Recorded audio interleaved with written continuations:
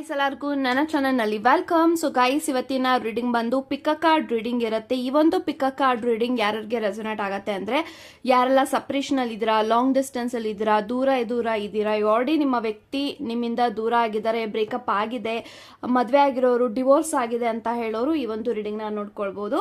So concept ಏನು ಅಂತ ಅಂದ್ರೆ, ಸೊ ನಿಮ್ಮ ಮಾಜಿ ವ್ಯಕ್ತಿಯ ಲೇಟ್ ನೈಟ್ ಥಾಟ್ಸ್ ಏನು, ಸೊ ನಿಮ್ಮ ವ್ಯಕ್ತಿ ಮಾಜಿ ಪ್ರೇಮಿಗಳು ಯಾರೆಲ್ಲ ಇದ್ದಾರೆ ಅವರು ತಡರಾತ್ರಿಯಲ್ಲಿ ಏನೆಲ್ಲ ಯೋಚನೆ ಮಾಡ್ತಾರೆ, ಪ್ರತಿಯೊಂದು ಮಾಹಿತಿ ಈ ಒಂದು ವಿಡಿಯೋನಲ್ಲಿ ಇರುತ್ತೆ.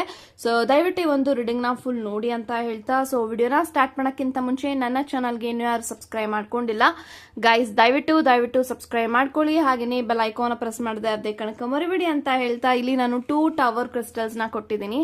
ಸೊ ಫಸ್ಟ್ ಕ್ರಿಸ್ಟಲ್ ಬಂದು rose quartz and second crystal ಬಂದು ಬ್ಲಾಕ್ ಟರ್ಮಲಿನ್. ಇವೆರಡು ಕ್ರಿಸ್ಟಲ್ ಅಲ್ಲಿ ಯಾವ ಕ್ರಿಸ್ಟಲ್ ನಮ್ಗೆ ಅಟ್ರಾಕ್ಟ್ ಆಗುತ್ತೋ ಆ ಕ್ರಿಸ್ಟಲ್ ನ ನೀವು ಚೂಸ್ ಮಾಡ್ಕೊಳ್ಳಿ.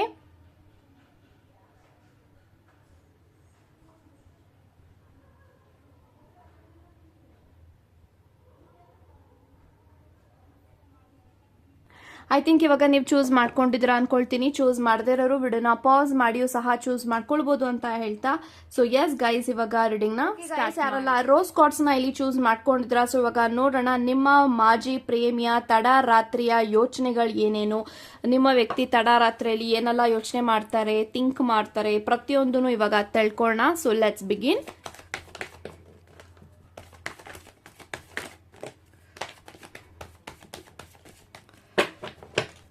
So bottom of the card ನಂಗೆ 9 ಆಫ್ ವ್ಯಾಂಡ್ಸ್ ಇದೆ. ಸೊ ಗೈಸ್ ಯಾರೆಲ್ಲ ಫಸ್ಟ್ ಪೈಲ್ ನ ಇಲ್ಲಿ ಚೂಸ್ ಮಾಡಿದ್ರ, bottom of the card we have 9 of wands, king of cups, hermit card ಇದೆ ಅಂಡ್ ನೈಟ್ ಆಫ್ ವ್ಯಾಂಡ್ಸ್ ಇದೆ and I have 6 of cups. So guys ನನಗೆ ಈ ಎಲ್ಲಾ ಕಾರ್ಡ್ಸ್ ಪ್ರಕಾರ ಏನ್ ಇಂಟೆನ್ಷನ್ಸ್ ಬರ್ತಾ ಇದೆ ಅಂತ ಅಂದ್ರೆ, ಸೊ ಎಲ್ಲೋ ಒಂದು ಕಡೆ ನಿಮ್ಮ ವ್ಯಕ್ತಿ, ನಿಮ್ಮ ಮಾಜಿ ಪ್ರೇಮಿ, ನೀವು ಯಾರನ್ನ ನೆನೆಸ್ಕೊಂಡು ಈ ಒಂದು ವಿಡಿಯೋನ ನೋಡ್ತಾ ಇದ್ದೀರಾ ಆ ಒಂದು ವ್ಯಕ್ತಿ ಇಲ್ಲಿ ತುಂಬಾನೇ ಏಕಾಂಗಿ ಆಗಿದ್ದಾರೆ, ತುಂಬಾನೇ ಲೋನ್ಲಿನೆಸ್ ಆಗಿ ಫೀಲ್ ಮಾಡ್ತಾ ಇದ್ದಾರೆ, ತುಂಬಾನೇ ಎಲೋನ್ ಆಗಿದ್ದಾರೆ ಅಂತ ಹೇಳ್ಬೋದು. ಐ ಥಿಂಕ್ ಅವರು ಅವರ ಜೀವನದಲ್ಲಿ ಖುಷಿಯಾಗಿಲ್ಲ, ಹ್ಯಾಪಿ ಆಗಿಲ್ಲ, ಅವರು ತುಂಬಾನೇ ಡಿಪ್ರೆಷನ್ ಅಲ್ಲಿ ಇರ್ಬೋದು ಅಂಡ್ ಅವರ ಜೀವನದಲ್ಲಿ ಏನು ಕೂಡ ಅವರು ಅನ್ಕೊಂಡಿದ್ದು ನಡೀತಾ ಇಲ್ಲ, ತುಂಬಾನೇ ನೆಗೆಟಿವಿಟಿಯಿಂದ ಕೂಡಿದೆ ಅಂಡ್ ಅವರ ಸುತ್ತಮುತ್ತ ಇರುವಂತ ವ್ಯಕ್ತಿಗಳೆಲ್ಲಾನು ಕೂಡ ಎಲ್ಲೋ ಒಂದು ಕಡೆ ಅವ್ರಿಗೆ ಮೋಸ ಮಾಡ್ತಾ ಇರ್ಬೋದು, ಮೋಸ ಹೋಗಿರ್ಬೋದು ನಿಮ್ಮ ವ್ಯಕ್ತಿ ಅಂಡ್ ತುಂಬಾನೇ ಬೇಜಾರಲ್ಲಿದ್ದಾರೆ, ತುಂಬಾನೇ ಪೇನ್ ಅಲ್ಲಿ ಇದ್ದಾರೆ, ಹರ್ಟ್ ಆಗ್ತಾ ಇದೆ ನಿಮ್ಮ ವ್ಯಕ್ತಿಗೆ ಅಂಡ್ ಅವರ ಕಷ್ಟ ಸುಖಗಳನ್ನ ಹೇಳ್ಕೊಳಕ್ಕೆ ಅವ್ರಿಗೆ ಒಬ್ಬ ವ್ಯಕ್ತಿ ಬೇಕು. ಬಟ್ ಅವರ ಲೈಫ್ ಅಲ್ಲಿ ಯಾರು ಕೂಡ ಅವರ ನೋವಿಗೆ ಸ್ಪಂದಿಸುವಂತ ವ್ಯಕ್ತಿ ಅವರ ಜೀವನದಲ್ಲಿ ಸದ್ಯಕ್ಕೆ ಯಾರು ಇಲ್ಲ ಅಂತ ಹೇಳ್ಬೋದು. ಮೇ ಬಿ ನಿಮ್ಮ ವ್ಯಕ್ತಿ, ನಿಮ್ಮ ಮಾಜಿ ಪ್ರೇಮಿ ಇನ್ನೂ ಕೂಡ ಸಿಂಗಲ್ ಆಗಿದ್ದಾರೆ, ಬಹುಶಃ ಅವರು ಸಂಬಂಧದಲ್ಲಿ ಬ್ರೇಕಪ್ ಆಗಿರ್ಬೋದು, ಸಪರೇಷನ್ ಆಗಿರ್ಬೋದು. ಸೊ ಸದ್ಯಕ್ಕಂತೂ ನನಗೆ ಇಂಟೆನ್ಷನ್ಸ್ ಬರ್ತಾ ಇರೋ ಪ್ರಕಾರ ಈ ಒಂದು ವ್ಯಕ್ತಿ ಇನ್ನೂ ಸಿಂಗಲ್ ಆಗೇ ಇದ್ದಾರೆ ಅಂಡ್ ಅವ್ರಿಗೆ ಡಿವೋರ್ಸ್ ಆಗಿರ್ಬೋದು ಅಥವಾ ಸಪರೇಷನ್ ಆಗಿರ್ಬೋದು ಅವರ ರಿಲೇಶನ್ಶಿಪ್ ಅಲ್ಲಿ. ಸೊ ಸದ್ಯಕ್ಕೆ ಅವ್ರಿಗೆ ಯಾರು ಕೂಡ ಇಲ್ಲ, ತುಂಬಾನೇ ಎಲೋನ್ ಆಗಿದ್ದಾರೆ. ಸೊ ಐ ಥಿಂಕ್ ಅನಾಥರ ಆಗಿದ್ದಾರೆ ಅಂತ ಹೇಳ್ಬೋದು. ತುಂಬಾನೇ ಲೈಕ್ ಯಾವ ತರ ಫೀಲ್ ಮಾಡ್ತಾ ಇದಾರೆ ಅಂದ್ರೆ, this person doesn't have any kind of thing to survive. So ಅವ್ರಿಗೆ ಒಂದು ಸರ್ವೈವ್ ಆಗೋದಿಕ್ಕೆ, ಅವರ ಜೀವನದಲ್ಲಿ ಅವರು ಬದುಕೋದಿಕ್ಕೆ ಎಲ್ಲೋ ಒಂದು ಕಡೆ ಅವ್ರಿಗೆ ಇಷ್ಟನೇ ಆಗ್ತಾ ಇಲ್ಲ, ಅವರ ಲೈಫ್ ನ ಅವರು ಹೇಟ್ ಮಾಡೋದಿಕ್ಕೆ ಸ್ಟಾರ್ಟ್ ಮಾಡಿದ್ದಾರೆ. ಸೊ ತುಂಬಾನೇ ಅವ್ರಿಗೆ ಹೆಲ್ತ್ ಇಶ್ಯೂಸ್ ಆಗ್ತಾ ಇರ್ಬೋದು, ದಿನ ತುಂಬಾನೇ ಓವರ್ ಥಿಂಕ್ ಮಾಡಿ, ಯೋಚನೆಗಳನ್ನ ಮಾಡಿ, ಸೊ ತುಂಬಾನೇ ವೀಕ್ ಆಗ್ತಾ ಇದ್ದಾರೆ. ಸೊ ಅವ್ರಿಗೆ ಏನ್ ಮಾಡ್ಬೇಕು ಅಂತ ಇವಾಗ ಸದ್ಯಕ್ಕೆ ಗೊತ್ತಾಗ್ತಾ ಇಲ್ಲ. ಸೊ ತುಂಬಾನೇ ಅವರು ನಂಬಿ ಮೋಸ ಹೋಗಿರ್ಬಹುದು, ಎಲ್ಲಾರಿಂದನೂ ಅವ್ರಿಗೆ ಪೆಟ್ಟುಗಳು ಬಿದ್ದಿದಾವೆ. ಸೊ ಎಲ್ಲೋ ಒಂದು ಕಡೆ ಅವರ ಜೀವನವನ್ನ ಸರಿಪಡಿಸ್ಕೊಳ್ಬೇಕು, ನಾನು ಮೊದ್ಲಿನ ತರ ಆಗಬೇಕು ಅಂತ ಅವರು ಎಷ್ಟೇ ಸರ್ಕಸ್ ಮಾಡ್ತಾ ಇದ್ರು ಕೂಡ ಅವ್ರಿಗೆ ಕೈ ಹಿಡಿತಾ ಇಲ್ಲ, ಯಾವುದೇ ಒಂದು ಒಳ್ಳೆ ಕಾರ್ಯಗಳು ಅವ್ರಿಗೆ ಕೈ ಹಿಡಿತಾ ಇಲ್ಲ ಅಂತ ಹೇಳ್ಬೋದು. ಸೊ ತುಂಬಾನೇ ನರಳಾಡ್ತಾ ಇದ್ದಾರೆ, ತುಂಬಾನೇ ಸ್ಟ್ರಗಲ್ ನಾಗಿ ಈ ಒಂದು ವ್ಯಕ್ತಿ ಸ್ಟ್ರಗಲ್ ಮಾಡ್ತಾ ಇದ್ದಾರೆ ಅಂತ ಹೇಳ್ಬೋದು. ಸೊ ಹರ್ಮಿಟ್ ಇರೋದ್ರಿಂದ knight of wands, 9 of wands ಆಗಿರ್ಬೋದು, ಕಿಂಗ್ ಆಫ್ ಕಪ್ಸ್, ಇದೆಲ್ಲ ಏನ್ ಯೋಚನೆ ಮಾಡ್ತಾ ಇದಾರೆ ಅಂತ ಅಂದ್ರೆ, ಸೊ ಎಲ್ಲೋ ಒಂದು ಕಡೆ ಅವರು ತಗೊಂಡಿದ್ದಾರೆ, ಅವರ ಲೈಫ್ ಅಲ್ಲಿ ತುಂಬಾ ರಾಂಗ್ ಡಿಸಿಷನ್ ನ ತಗೊಂಡಿದ್ದಾರೆ, ತುಂಬಾ ತಪ್ಪು ದಾರಿಗೆ ಅವರು ಇಳಿದಿದ್ದಾರೆ. ಸೊ ಇದೆಲ್ಲಾನು ನೋಡಿದಾಗ ತುಂಬಾನೇ ರೆಗ್ರೆಟ್ ಫೀಲ್ ಆಗ್ತಾರೆ. ಸೊ ನಾನು ನನ್ನ ತುಂಬಾ ಜನ ಹೇಳ್ತಾ ಇದ್ರು, ಅವರ ಜೊತೆಗಿರೋರು ತುಂಬಾ ಜನ ಹೇಳಿದ್ದಾರೆ, ನೀನ್ ಹೋಗ್ತಾ ಇರೋ ದಾರಿ ಸರಿಗಿಲ್ಲ, ನೀನ್ ತಪ್ಪು ದಾರಿಗೆ ಹೋಗ್ತಾ ಇದೆಯಾ, ತಪ್ಪನ ತಿದ್ದುಗೋ, ಸೊ ಈ ದಾರಿ ಒಳ್ಳೇದಲ್ಲ ನಿನ್ಗೆ ಅಂತ ತುಂಬಾ ಸತಿ ತುಂಬಾ ಜನಗಳು ಅವರ ಮನೆಯವರಾಗಿರ್ಬೋದು, ಅವರ ಫ್ರೆಂಡ್ಸ್ ಆಗಿರ್ಬೋದು, ಅವ್ರ ಜೊತೆಗೆ ಯಾರ್ಯಾರೆಲ್ಲ ಇರ್ತಾರೆ ಅವರೆಲ್ಲರೂ ಹೇಳಿದ್ದಾರೆ, ಈ ಒಂದು ವ್ಯಕ್ತಿಗೆ ಸಜೆಸ್ಟ್ ಮಾಡಿದ್ದಾರೆ, ಸೊ ಆ ದಾರಿಗೆ ಹೋಗ್ಬೇಡ, ಆ ದಾರಿ ನಿಂಗೆ ಸೂಟಬಲ್ ಇಲ್ಲ, ಸೊ ಆ ದಾರಿಯಿಂದ ವಾಪಸ್ ಬಾ, ನೀನ್ ಒಳ್ಳೆ ದಾರಿನಲ್ಲಿ ನಡಿ. ಅಂಡ್ ತುಂಬಾ ಜನ ಹೇಳಿದಾರೆ. ಒಂದು ವ್ಯಕ್ತಿ ಅವಾಗ ಅವ್ರ ಮಾತುಗಳೆಲ್ಲ ಒಂದು ವ್ಯಕ್ತಿ ಕೇಳಿಲ್ಲ, ಬಟ್ ಇವಾಗ ಅವ್ರಿಗೆ ರೆಗ್ರೆಟ್ನೆಸ್ ಫೀಲ್ ಆಗ್ತಾ ಇದೆ. ಸೊ ನಾನು ತುಂಬಾನೇ ರಾಂಗ್ ಡಿಸಿಷನ್ ತಗೊಂಡು ನನ್ನ ಲೈಫ್ನ ನಾನು ಹಾಳು ಮಾಡ್ಕೊಂಡಿದ್ದೀನಿ, ಸ್ಪಾಯ್ಲ್ ಮಾಡ್ಕೊಂಡಿದ್ದೀನಿ, ಸೊ ನನಗೆ ಇದೆಲ್ಲ ಆಗಬಾರ್ದಾಗಿತ್ತು, ಇದೆಲ್ಲ ನಡೀತಾ ಇದೆ ಅಂತ ಅಂದ್ರೆ ಎಲ್ಲೋ ಒಂದು ಕಡೆ ನಾನು ಮಾಡಿರುವಂತ ಕರ್ಮ. So definitely this person is suffering from ಕರ್ಮ ಅಂತ ಹೇಳ್ಬೋದು. ಅವ್ರಿಗೆ ಪಶ್ಚಾತ್ತಾಪ ಆಗ್ತಾ ಇದೆ, ಸೊ ತುಂಬಾನೇ ರೆಗ್ರೆಟ್ ಫೀಲ್ ಆಗ್ತಾ ಇದೆ. ಅವ್ರು ಮಾಡಿರುವಂತ ಕರ್ಮ, ನಿಮಗ್ ಮಾಡಿರುವಂತ ಚೀಟಿಂಗು, ಪ್ರತಿಯೊಂದನ್ನು ಕೂಡ ಈ ಒಂದು ವ್ಯಕ್ತಿಗೆ ಲೆಕ್ಕ ಸಿಗುವಂತ ಸಮಯ ಅಂತ ಹೇಳ್ಬೋದು. ಬಟ್ ಈ ಒಂದು ವ್ಯಕ್ತಿ ಖುಷಿಯಾಗಂತೂ ಡೆಫಿನೆಟ್ಲಿ ಇಲ್ಲ, ಬಟ್ ಅವರು ಖುಷಿಯಾಗಿರೋ ತರ ಪ್ರೊಜೆಕ್ಟ್ ಮಾಡ್ತಾ ಇರ್ಬೋದು. ನಾನು ತುಂಬಾ ಖುಷಿಯಾಗಿದ್ದೀನಿ, ನಂಗೆ ತುಂಬಾ ನಗ್ನಾಗ್ತಾ ಇದ್ದೀನಿ, ಐ ಆಮ್ ವೆರಿ ಹ್ಯಾಪಿ, ಈ ತರ ಅವ್ರು ಹೇಳ್ತಾ ಇದಾರೆ. ಬಟ್ ಈ ಒಂದು ವ್ಯಕ್ತಿ ಅವರ ನೋವು ಅವರಿಗೆ ಗೊತ್ತಿದೆ ಅಂತ ಹೇಳ್ಬೋದು. ಸೊ ತುಂಬಾನೇ ಎಲೋನ್ ಆಗಿದ್ದಾರೆ, ಏಕಾಂಗಿ ಆಗಿದ್ದಾರೆ, ಲೋನ್ಲಿನೆಸ್ ಫೀಲ್ ಮಾಡ್ತಾ ಇದ್ದಾರೆ. ಸೊ ಅವ್ರು ಅನ್ನೋರು ಯಾರು ಇಲ್ಲ, ಸೊ ರಿಲೇಶನ್ಶಿಪ್ ಇಲ್ಲ, ಈ ಕಡೆ ತಂದೆ ತಾಯಿ ಅವ್ರಿಗೂ ಕೂಡ ಇವರು ಚೆನ್ನಾಗಿ ನೋಡ್ಕೊಂಡಿಲ್ಲ ಅನ್ನೋ ಮಾತ್ರಕ್ಕೆ ಇವ್ರು ಎಲ್ಲರಿಂದನೂ ದೂರ ಉಳಿದಿದ್ದಾರೆ ಅಂತ ಹೇಳ್ಬೋದು. So this person is unhappy right ನಾವು. ಸೊ ತುಂಬಾ ಕೊರಗ್ತಾ ಇದ್ದಾರೆ, ಸೊ ತುಂಬಾ ಯೋಚನೆ ಮಾಡ್ತಾ ಇದ್ರೆ ನಾನು ಕಮ್ ಬ್ಯಾಕ್ ಆಗ್ಬೇಕು, ನಾನು ಕೂಡ ಒಳ್ಳೆ ದಾರಿನಲ್ಲಿ ನಡೆದು ನನ್ನ ಜೀವನನು ಕೂಡ ಬದಲು ಮಾಡ್ಕೊಳ್ಬೇಕಂತ ಹೋರಾಟ ಮಾಡ್ತಾ ಇದ್ದಾರೆ ಅಂತ ಹೇಳ್ತಾ ಗಾಡ್ ಬ್ಲೆಸ್. ಗೈಸ್, ಯಾರೆಲ್ಲ ಬ್ಲಾಕ್ ಟರ್ಮ್ ಅಲ್ಲಿ ಚೂಸ್ ಮಾಡ್ಕೊಂಡಿದ್ದೀರಾ, ಸೊ ಇವಾಗ ನೋಡೋಣ ನಿಮ್ಮ ಮಾಜಿ ಪ್ರೇಮಿಯ ಲೇಟ್ ನೈಟ್ ಥಾಟ್ಸ್, ನಿಮ್ಮ ಮಾಜಿ ಪ್ರೇಮಿ ಇಲ್ಲ ತಡರಾತ್ರಿಯಲ್ಲಿ ಏನೆಲ್ಲ ಯೋಚನೆ ಮಾಡ್ತಾರೆ, ಪ್ರತಿಯೊಂದು ಮಾಹಿತಿನ ಇವಾಗ ತಿಳ್ಕೊಳ್ಳೋಣ. So let's begin.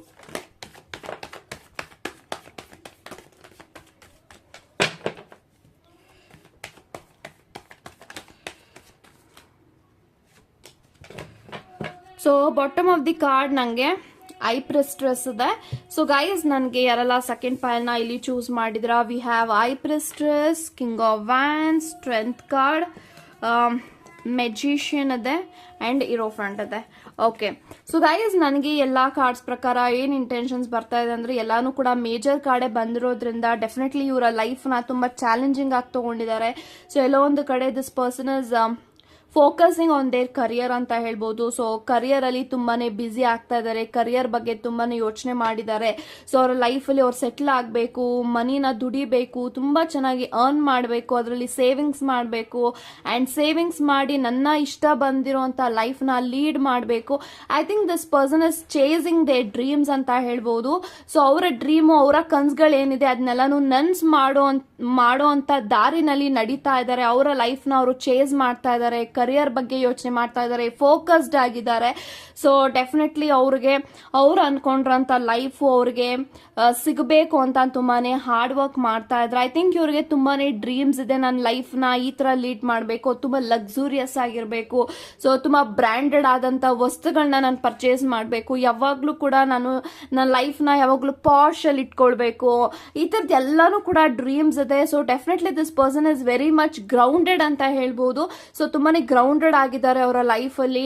ಸೊ ಅವ್ರಿಗೆ ಗೊತ್ತಾಗಿದೆ ಯಾವ್ದು ಬೇಕು, ಯಾವ್ದು ಬೇಡ, ಯಾರು ನನ್ನೋರು, ಯಾರು ನನ್ನೋರಲ್ಲ, ಯಾರು ಫೇಕು, ಯಾರು ರಿಯಲ್, ಪ್ರತಿಯೊಂದನ್ನು ಕೂಡ ಈ ಒಂದು ವ್ಯಕ್ತಿಗೆ ಚೆನ್ನಾಗಿ ಅರ್ಥ ಮಾಡ್ಕೊಂಡಿದ್ದಾರೆ. ಲೈಫ್ ನ ತುಂಬಾ ಚೆನ್ನಾಗಿ ಅರ್ಥ ಮಾಡ್ಕೊಂಡಿದ್ದಾರೆ. ಲೈಫ್ ಅಂದ್ರೆ ಏನು, ಸೊ ಲೈಫ್ ನ ಹೇಗೆ ಡಿಸಿಷನ್ ತಗೊಳ್ಬೇಕು ಲೈಫ್ ನಲ್ಲಿ, ಅಂಡ್ ಲೈಫ್ ನಲ್ಲಿ ನಾನು ಎಷ್ಟು ಹಾರ್ಡ್ ವರ್ಕ್ ಮಾಡಿದ್ರೆ ನಾನು ಮುಂದೆ ತುಂಬಾ ನನ್ನ ಭವಿಷ್ಯ ಎಷ್ಟು ಚೆನ್ನಾಗಿರುತ್ತೆ.